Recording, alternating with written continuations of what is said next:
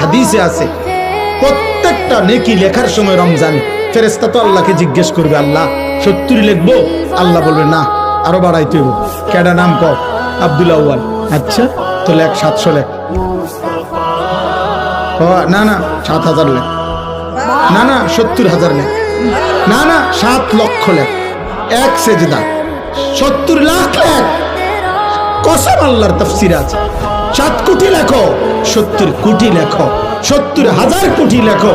কখনো কখনো মহান আল্লাহ পাক তার দয়ার সাগরে যখন উথলে ওঠে, আল্লাহ বলে, ফেরেশতা তুমি লেখো না, আমি নিজ হাতে লিখব।